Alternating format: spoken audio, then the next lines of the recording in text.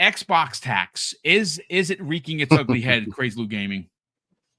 Oh man, Mr. Wilson. I mean, this morning when I hopped in, I started like reading through the reviews. When I saw the combat review from GameSpot, I was like, man, what do they want Senua to do? I mean, I even mentioned that. What do they want her like to throw the sword up in the air and do what Blade did in the first movie? Like kick it? They want her. They want her to be Kratos. Kick it. They want her to be Kratos. They want her like to spin around, like Batman, jump around, do a whole bunch of movements, suplex the guy, DDT him, power bomb him, and do all that stuff. Yep. That's probably what they wanted. I mean, what the heck? I mean, when I read that, I was like, what do you expect? It's Senua.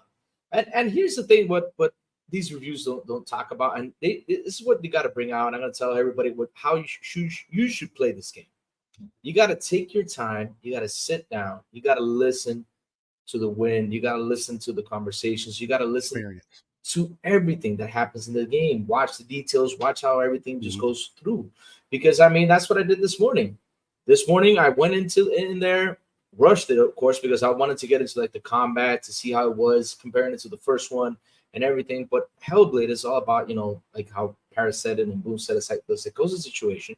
Not only that, also the details. I mean, this one has a lot of details you got to pay a lot of close attention to. So much beautiful things going on with this game. So many fun stuff. Like I said, the combat, right, feels a lot more heavier than the first one, because in the first one, it felt like I don't know why, but I felt like I was playing like Dynasty Warriors type of thing with the first one. But for this one, it feels kind of a bit heavy. Of course, once you get it down, it's going to be simple. So you got to have to put the hard difficulty a bit on, for it to be more tougher. But this is Senua. I mean, this is Senua. This is a game where you got to pay close attention to the story, close attention to the detail, close attention to everything that's happening around the surrounding, the graphics, everything. I mean, the game is just phenomenal. And for these reviews in the Xbox tax situation, I mean, of course, Harvey told me about this last night. I was like, no, I got a good feeling it's going to get good reviews. I got a good feeling. But Harvey, broke my heart. But I was right on the money. Right on the money. I knew exactly where it's going to land. Yep, you were right. You were right. And, man, it's a shame they had to review this game this way because, man, like I said, sit down, enjoy it. Go, don't rush through it. When I heard somebody said that they beat it in 5 hours, like, wait, you beat this game in 5 hours? I mean, why in the blue hell am I going to beat this game in 5 hours? Because I know, for example, when I play Resident Evil games are pretty much between 8 to 12 hours long. That's pretty much long there. Yeah. But when I sit down and play Resident Evil, I sit down and play Resident Evil. Same thing with this game. You got to sit down and play it. Enjoy how much you can. It's a short game, but hey, listen, it's fun. I mean, for what I saw, it's fun. It's intriguing. Can't wait to keep on playing. Yeah, I cannot wait for a lot of people to put some really beefy time into it, so to speak. I was very fortunate that I was brought into the review process by Xbox and Ninja Theory. It's crazy because we're a small channel, and the fact that we did get a code and I had an opportunity to play nearly a day now worth is just phenomenal. And I cannot wait to get everyone's boom, I beat it. This is my thoughts. Because there are some parts towards the end of the game that are just crazy good. Steel, I know that you might have to run because obviously family. Let's get your hot take. Hashtag Xbox tax, or is that just a myth? Man, it's what the strangest thing for me is seeing the score be around the same as the first one. Now, you could explain that and say, well, it's not much improved over this.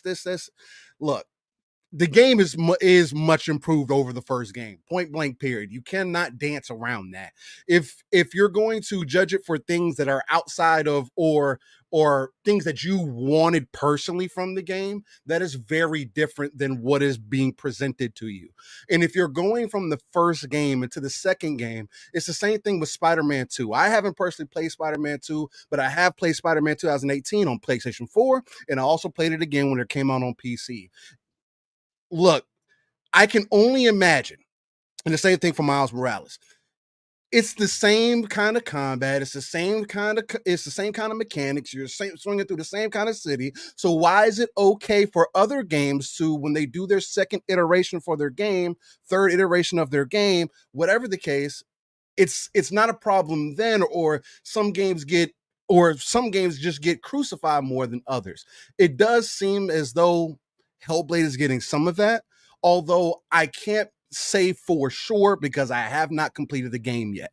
So I may feel completely different by the end of it, right? Yeah. Now, what I will say is, as someone who played the first game and really and truly enjoyed my entire experience with it, there is no way that I could honestly look at the second game for what I've played thus far and say, man, I'm disappointed that it's not these things. Again, I am a combat fanatic, right? Yeah, you are. Black Desert Online has ruined me as far as how I look at combat in games. Devil May Cry has done the same things. Bayonetta. There's certain games that have ruined how I look at combat in some games. So simplistic combat especially was my number one complaint about the first game. Like, I'm not expecting for it to be God of War, and I understand it's a little bit more based in their version of reality. And she's dealing with all these things internally as well. But there are some godly elements that are presented here that makes me feel, as well as the time slowdown mechanic and the things that they have, that they did iterate on here. Now, again, reviewers can have their opinion and feel however they feel. At Paris's point, it's just an opinion. And if that's how they're critiquing it, then it is what it is. All critiques are fair. Combat thus far, again, I can't speak on it in totality, but I would like there to be a little bit more variance in the combat. Now, I am going to set it to hard and see how much of variance that it actually does give me, because I traditionally do that anyway. But it's just, there are certain things that I can't help to say, well, man, I would have loved these things, just because of how visceral the combat in Hellblade feels in totality. I can't think of another game that, outside of Ghost of Tsushima, I think it does pretty well there as well, making the combat feel very upfront and center to you. When you're dodging attacks, I feel the pressure to dodge, because if I don't, I feel like I flinch a little bit in real life. Like I'm holding the controller and I'm like, oh snap! Like, and that's how I know that they did really good, not only mocapping it, but giving you the presentation of the game. As a game, I just want to see more games. I just want to see more of these pieces of art get judged for what they are versus what people thought it needed to be in their expectation or whatever the case. Because I could take down so many points for it not being twice as long as the first game. That's what I wanted. Now, to the point that we had earlier, is there is a certain amount of enough. And if this game already is locking me back in and making me feel like, man, I want to keep playing, I thought when I played the first Hellblade that was enough. I didn't need to play it anymore. So I may be completely satisfied by the time I get to the end of this game, right? So it is extremely fishy to me, and anybody can take this how they want, but it is fishy to me that a game that iterated on everything that it did before, just because it didn't have an axe that you can throw and returns to you, or there's not a sun there, or there's not all these other mechanics in there. I don't have armor to put on. Well, you don't have cosmetics. What did you want else in this game that Ninja Theory didn't talk about? Right? Yeah. And that's my thing. I do hope that the combat gets better, like there's going to be more variance in it, doing the swings, the angles, because all those things are things that I'm looking at. Oh, when I dodge, where does she swing from? Oh, if it is the same move every time. Hellblade 1 felt like that. It felt very mundane. You're gonna get some varied combat. There's a lot. It's not just the sword swinging that you're gonna come across. And that's what I'm looking for, right? Yeah. And those are the things that I'm looking for. So it's just, if anything, with my 2 hours in, and from what I'm hearing from other people who have completed it, I'm getting more excited about continuing to drop in and get into further into my experience. And it's just really unfortunate that we're moving further into this space where it seems to be difficult for people to be objective versus not. So that's just great points all around, dude. Honestly, great points. Listen, Infinite Umber, are you there, kind sir? I'm still here, believe it or not. Well, listen, again, he works midnight, so you got to make sure. I mean, the fact that he's here, I'm happy. But the power of Hellblade compelled me. Not you using the words from a fantastic classic film. Good for you. Still the scariest movie I've ever seen. Listen, Mrs. Boom, when we were dating, she said, "Let's watch a movie." She put that on, and I was like, "All right." After half an hour, I was out. And I'm like, "You still watching that movie?" After I had left, and I called. She goes, "I hear that to compel you stuff." I'm like, "Are you still watching The Exorcist?" She goes, "I love this stuff." And I'm like, "That's the right one." I found her. I fell asleep in that movie, to be honest. I don't know why. I fell asleep. You know what? That's why you got that haunted picture back behind you now. There you go. There you go. But Umbra, listen, again, everyone has had great points. Paris knocked it out of the park. Steel Rain, phenomenal. Crazy Lou Gaming, obviously, you can't argue anything he said. I want to hear your point on it because I think there is something to be said. And being fair, not being a bot, not being an apologist, I think what Steele said about it being fishy is true. The reality of the situation that we're dealing with isn't the game is good or bad. The reality is who is going to drive the engagement and how they are going to drive that engagement. And negativity, as we know, in this horrible world that we all live in, is the driving force. Again, if you want engagement on your website, you praise the market leader in Sony, whether that is because you're getting ad dollars or you're just a suck ass for that particular brand. Good on you. You're going to get the clicks. What we have seen and what continues to be a constant in the conversation when it comes to Xbox is PlayStation good, Xbox bad. And engagement clicks are a thing. And if you want to engage with a very negative social media based community, say something negative about Xbox and you're going to get it from both angles. You're going to get it mostly from the negative crowd, and you're going to get people like me. I don't click on these things. I put them, I send them to Hades. They get put on the pay and wine list and ejop. That's it. Let's get your hot take on the potential of the Xbox tax coming back and putting a bite into Hellblade 2, which by all accounts is leaps and better than its original. Yeah, for me, like the thing that strikes me as odd is the scores do seem to be all over the place, and that's odd to me. Where you have dramatic. Oh, this is the thing too. I'll say this. I think Steele kind of summed it up more. So mine is probably going to be more succinct, but the problem I have, I think that we all have now is that it's not this paranoia, right? I get that some are a little ridiculous with it. Don't get me wrong, but the problem is we can't just sit here and be like, okay, I can trust this reviewer's score. Right. We only have a handful of people who we can kind of do that for, but we have this unhealthy, viewpoint when it comes to these reviewers where we can't really trust them anymore. And I think it's reason for that because they've shown us that they have different agendas. You know what I mean? That's the problem. So you see people like Metro. Nobody should be taking Metro serious. And the problem is they have a weighted score on them. So when they give a 4 or 5 or something like that, it hurts the game. So how can you really take that serious and then be like, oh, look at the meta is this when they have purposely tanked it? You look at the what's his name, the Jim Sterlings, right? Who will purposely give a 4 out of 10 to a Starfield because he hates Bethesda, and it tanked the score. IGN gave it a good score, so I'm not going to put them down on this, but in general, this weighted review thing that they have for them needs to stop. That's one. That's the biggest problem. I think they need to as they will say, rejigger the system, if you will, on how review scores are accumulated and used. Because people will get mad at Metacritic, but Meta is just an aggregate. It's not like Metacritic is doing it itself. It's just putting the scores together.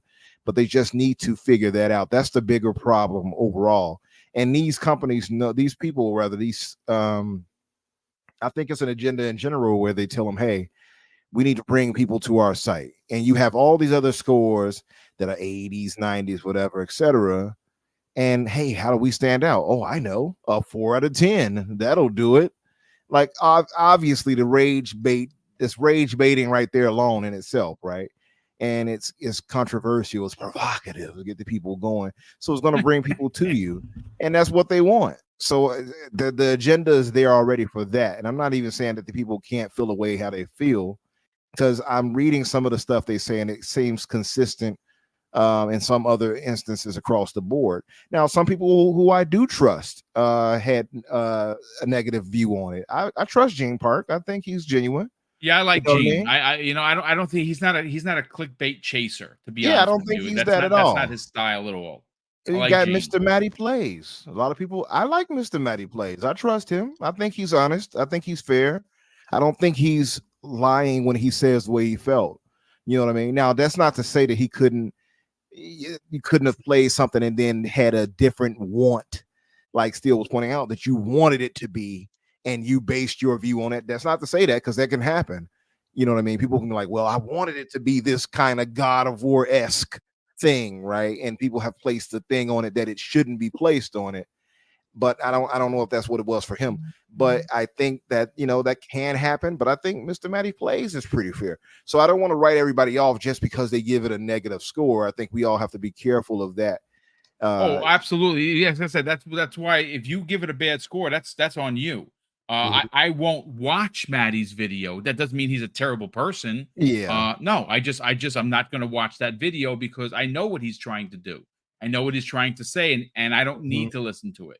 Yeah, and if your views on it is whatever it is, what it is, right? Like for me, it doesn't bother me one way or another to hear it, because I'm going to make the decision myself. It's never going to be a matter of somebody else painting my picture, right? But and I think too, the inverse of that is you have these guys doing these lower scores, and you'll have everybody else like, oh, it's 100 out of 100 or 10 out of 10, and I'm like, I don't know if it's necessarily that either.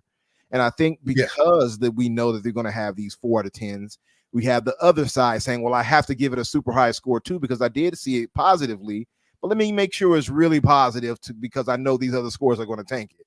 That's the problem with these review things that the way I see it. Like we can't have this real balanced thing because none of us trust each other.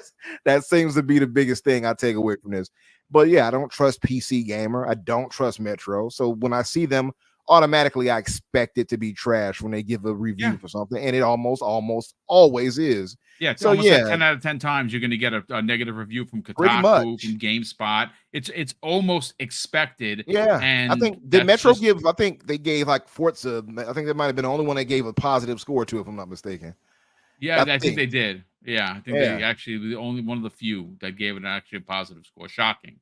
Yeah, so I don't trust those two particularly. Like we expect them to be exactly what they were. So when I saw it, I was like, okay, that's in line. GameSpot, that's another one. I don't trust Well, I'm not gonna say I don't trust them. I trust them to be exactly where they're at. It's always a 5 or 6 out of 10. Almost. Am I wrong, Hargeet? No. Always Games. It's been like that for years with them. So look, they are always lower than everybody else by like a full 10 points or 1 point, whatever scale you want to use. So they're just like that anyway. But you can kind of expect a little bit of a. Anyway, I'll get into my.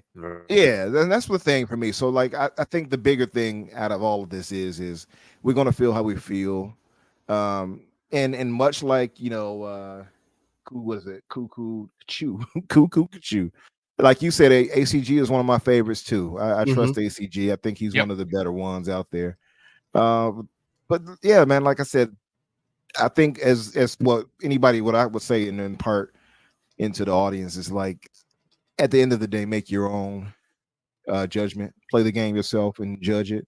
Don't let anybody else dictate to you what you should feel. But also, you don't have to jump off the deep end either. If they say something, they're saying a different view than you don't have to be like, oh, down with them. It is what it is. Just don't waste your time with them. That's what I would say. Yeah, again, put these sites on the pain of mind list when they do something egregious. Don't read their reviews. I will not. I know who I can trust. I know that when I tune into an ACG review, I'm getting a full-on review with both ups and downs, highs and lows, and I trust him. Very fair reviewer. Yeah, absolutely. And now is his opinion the staple of how I make mine? No, absolutely not. I make my own opinions. Whether you agree with them or you don't, I hear you. But at least they're coming from an honest place. Hargeet, let's get your hot take on this. Xbox tax, we know it exists. I think it has reared its ugly head once again. And again, not to beat the horse here, but there is something to be said about rage in clicking engagement by using Xbox as negativity and taking that and using weaponizing that, so to speak. Yeah. So look, I will echo some of what Umbra just said. Look, you have to take this. Why did I get the rating so accurate? Why? The game, I played it and it didn't resonate with me, right? So I know there are going to be reviewers out there that are like, okay, it's just the way it is, right? I commend them for doing it. I understand what they're trying to do, and that's why I would give it deference and say, okay, cool, I'll give you credit for what you're doing here. But I just know they're going to be reviewers that are like, what the heck is this? And it's just going to reflect that way, right? That doesn't mean it's going to get like, it should be a 5 out of 10 versus a 10 out of 10, but it will reduce it a bit because you're like, I don't get this. And so you'll give it a 7 instead of an 8 or something like that. So I just knew that was going to happen no matter what, right? This is not a game for everybody. It is what it is, right? So, but like Pentiment is not a game for everybody, but the people who reviewed it generally are the ones that would actually play those kind of games, right? And that's why it rated pretty well. But those who would not like that kind of game, why bother rating it? You should just not, right? This is a very special game that does a very special thing, and it's just one of those things, right? And if you are expecting a general mainline game that you would see from the mainstream, it's not that. It's not going to feel like that, right? It is a very strange thing, but it's intended to be that, right? This is not an overpowering god, right? This is a frail woman who's like trying to survive, right? And it's a mental issue and she's trying to get through it. And so you have to take it for what it is, right?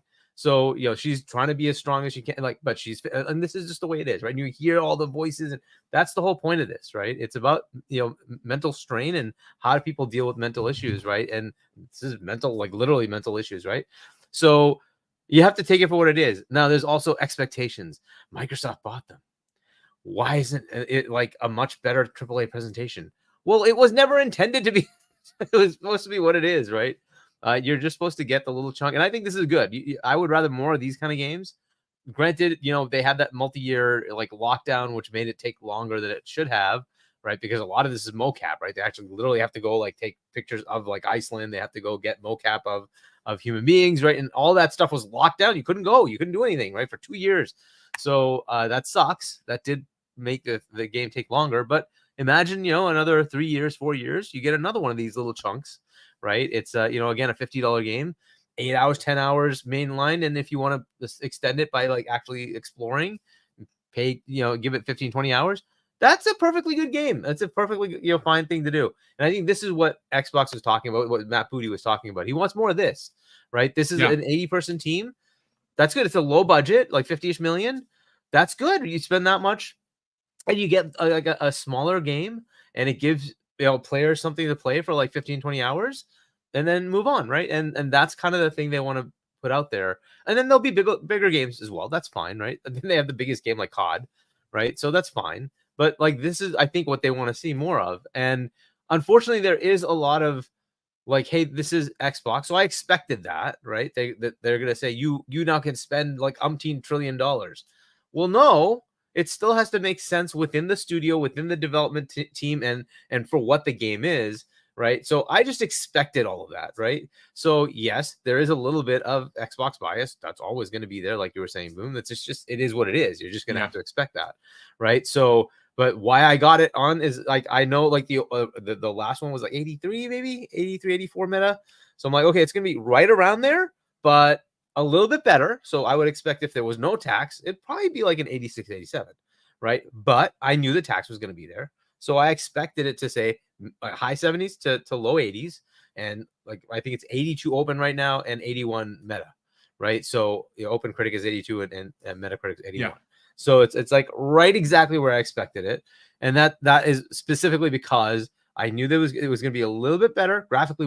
You can't tell me it's not better. It's phenomenally better. It's leaps and bounds better. There's no doubt about it. But there were going to be expectations of, hey, why isn't this like, leapt up higher? Like, why isn't the combat like 20 times better? It's like, because she didn't suddenly become God of War. She's still Senua. It's not going to change dramatically. She might have a little bit less hesitation to fight, but that doesn't mean she's suddenly a ninja. It's just not like, you have to keep it in context, right? But people want like escalation. This is supposed to be about a human, real like head going crazy, right? That you have to put it in context, but people want other things, and that's fair. I get it. As a game, you want gamification and you want the puzzles to be better. I get that. I'm hearing, by the way, both sides. Some people think the puzzles are much harder. Some people think it's much easier. It just depends on who you are, right? And so I'll leave that for the player. You'll have to figure that out for yourself. But I expected this exact thing because it's not in line with the normal type of game, right? This is a very different type of game, which is why it didn't resonate too much with me. I finished the first one, but it was like, okay, that was all right. And, I expect the same here. But I also understand that in that case, I will also rate it based on that and not say because I didn't enjoy it as much that I'm going to give it a 5 or a 6, right? If it's doing what it's supposed to do, it's fair to give it a higher score for that. And I think that's what you're getting. A lot of the people who are rating it are saying, yeah, but it's really like what it was supposed to do. It's really good. So I'm going to give it like a 9. I'm going to give it a 10 because it's doing what it's supposed to do. And that's fair. And then for those who are saying it's a 6, you have to ask yourself, is it really a 6? Is it, or maybe more of it like an 8, maybe a 7.5? Because that's where I would say if it's not meeting some of those like puzzle and combat ticks for you, maybe you could say that. But again, I would suggest you have to understand what this game is. Don't expect Senua Saga, like Senua is going to be somehow like a new samurai. She's not a samurai. It's just this is who she is, just like a normal human being trying to struggle through this, right? And you have to take it for what it is. She's not suddenly going to become like combat proficient from hell. Like it's just not going to happen. You just have to deal with that, right? But again, so I expected all of this, and I could just see the thing. And I'm like, it's gonna land here. It's just exactly where it's gonna. So that's how I could come up with the like area of where it was going to be in meta. Now, again, I fully expected some of these little things. And there's going to be more, by the way. I think codes were not given to everybody. So you're going to see more of those, and you're going to see some of those like, this is Xbox, they clone studios, so I'm going to give it a 4. Okay. Yeah. It's going to happen. It is what it is. You should just expect it. It's going to happen, right? What I would love to see is the same number of studios, actually more studios were closed by PlayStation. So I want to see that happen over there too. PlayStation closed studios. So the next game they put out, you better have the same energy. Oh, you're not going to have the same energy? Oh, well, I'm shocked. But that's the way it is, right? This is what it is, right? Everything Xbox does is evil, and then everything PlayStation does is saintly. And but even though they're the assholes of the entire industry, but that's okay. It is what it is. You just expect it, right? Fine. So